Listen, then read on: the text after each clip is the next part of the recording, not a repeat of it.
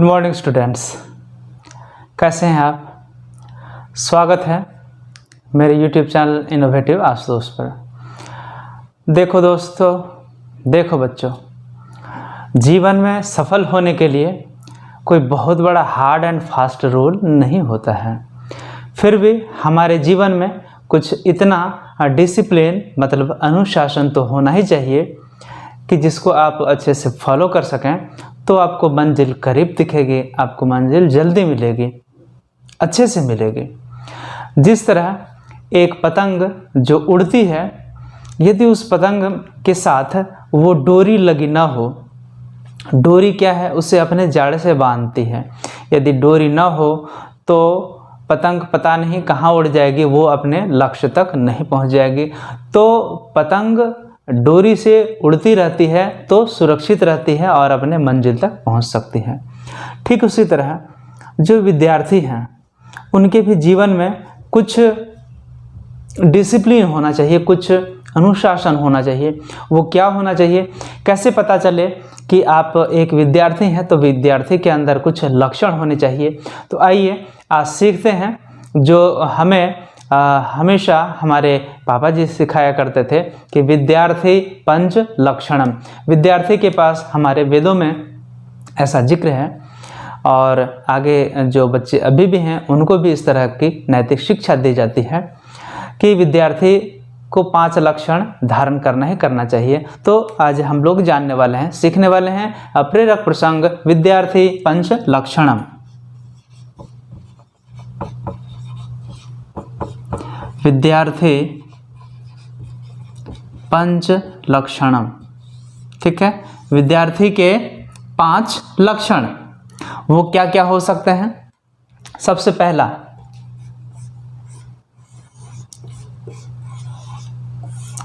काक चेष्टा। काक का मतलब होता है कौआ, क्राउ, ठीक है। मतलब एक विद्यार्थी के अंदर जो चेष्टा, जो प्रयास, जो एफर्ट होना चाहिए, वो एक कौवे की तरह होना चाहिए। आप देखेंगे कि यदि आपने एक रोटी बाहर फेंक दी है या रख दिया है और उसके साथ और कोई आ गया उसे खाने के लिए, तो कौआ बार बार उसे ले जाने की कोशिश करता है। भले ही सामने में कोई उसको चुनौती देने वाला आ जाए, लेकिन जैसे ही उसको मौका मिलता है वो झपट्टा मार करके रोटी को ले जाता है। मतलब उसका लक्ष्य क्या है, अपनी भूख को शांत करना। तो अपनी भूख को वो शांत करने के लिए, उस आहार को पाने के लिए वह बार बार चेष्टा करता है। इसी तरह की उसके बारे में एक कहानी भी आपने सुनी होगी। एक घड़ा था, उसमें बहुत नीचे पानी था और कौवे को प्यास लगी थी। तो कौवे ने दिमाग थोड़ा लगाया और अगल बगल में जो भी कंकड़ रखे हुए थे, उस कंकड़ को वह डुबाता गया और पानी का जो स्तर है, लेवल है, वह ऊपर आता गया। और एक बार इतना ऊपर आ गया कि उसकी चोंच वहां तक पहुंच सकते थे और उसने अपनी इस तरह बुद्धि लगा करके, प्रयास करके अपनी प्यास बुझा ली। तो काक चेष्टा मतलब कौवे की तरह चेष्टा, कोशिश जो है विद्यार्थी को करनी चाहिए। दूसरा, बको ध्यानम।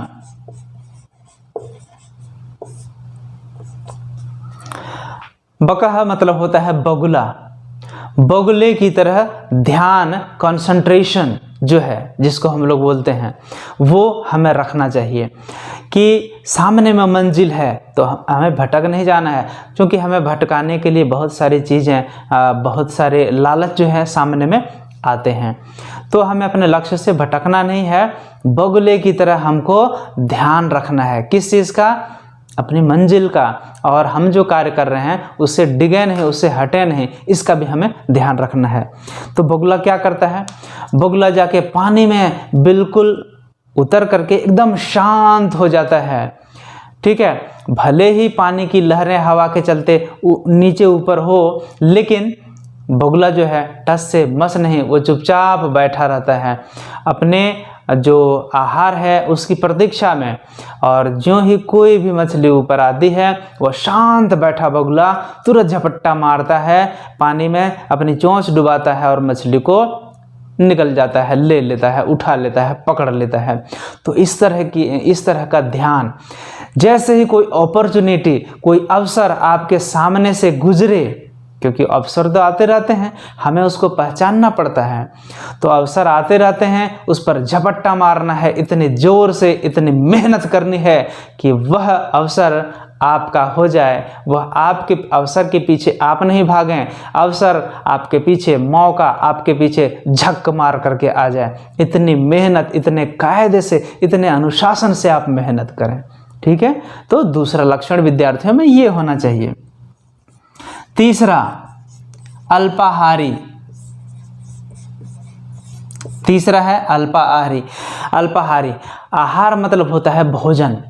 जो विद्यार्थी होते हैं उन्हें कम खाना चाहिए। कम खाने का मतलब कि पेट यदि आपको 200 ग्राम चावल से भरेगा तो ऐसा नहीं कि 50 ग्राम चावल खा लें। जितनी भूख है, इसको ऐसे समझें कि मान लीजिए आपका पेट है, पेट को 4 बराबर भागों में आप बांट दें। ठीक है, तो 4 बराबर भागों में बांट दें, उसमें से आधे भाग को आप पूरा भर लें भोजन से, और आधा भाग, और इसके बाद तीसरा जो भाग है उसमें पानी पिएंगे तो वो भाग भर जाएगा, और जो चौथा भाग है वो उसमें ऑक्सीजन जो हवा है वो जाएगी, ताकि अच्छे से पाचन हो सके। तो 2 कारण हैं, पहले अच्छे से उसका पाचन हो सके, पहली बात कम खाने के लिए। ठीक है, दूसरा आप स्वस्थ भी रहेंगे, और तीसरा जो है वो है कि आप कम खाएंगे तो आपको नींद भी कम आएगी, नींद जल्दी से नहीं आएगी, आप अपने लक्ष्य पर अडिग रहेंगे। समझ गए? इसलिए कहा जाता है अल्पाहारी। अल्पाहारी का मतलब कि पोषण आपको कम नहीं मिले, पोषण आपको अच्छे से मिले, लेकिन आप उतना खाइए कि आपका पेट भर जाए और आपको नींद भी नहीं आए। वो जब आप खाएंगे तो हमारा जो ह्यूमन सेंस है, जो दिमाग का सेंस है, वो आपको बता देगा कि आपको इतना ही खाना है, तो आपकी आदत बन जाएगी, तो फिर आप उसी तरह खाना खाते रहेंगे। अल्पाहारी हो गया। काकचेष्टा, बकोध्यानम, अल्पाहारी और गृह त्यागी। ठीक है, अगला है गृह त्यागी। मतलब पहले के विद्यार्थी जो होते थे वो गुरुकुल में पढ़ते थे, गुरु के सानिध्य में पढ़ते थे, गुरु के नज़दीक में जाकर के पढ़ते थे। उसमें वेद पुराण, सिर्फ वेद पुराण नहीं, कई सारी विद्याएं, धनुर्विद्या और भी बहुत सारे शास्त्र जो है उसकी पढ़ाई होते थे। अभी हम लोग यह कह करके उसको छोटा करने की कोशिश, छोटा दिखाने की कोशिश करते हैं कि वेद और पुराण सिर्फ, तो उन्हीं वेद में ही बहुत सारी विद्याएं हैं, जिसकी शस्त्र जो क्षत्रिय होते थे उनको शस्त्र वगैरह भी सिखाया जाता था। तो ऐसा नहीं है कि सिर्फ उन्हें पुराण की कथा सुनाई जाती थी। तो गुरु के नज़दीक में जाकर के रहते थे, घर का मोह त्याग करके वो लोग गुरुकुल में रहते थे। यदि घर का मोह रहेगा तो विद्यार्थी पढ़ेगा कैसे? उसे हर दिन उसे घर की याद आएगी, तो वह विद्यार्थी सही ढंग से नहीं पढ़ सकेगा। तो काकचेष्टा, बकोध्यानम, अल्पाहारी, गृह त्यागी, बीच में एक यहीं पे लिखाएगा, है ना, श्वान निद्रा।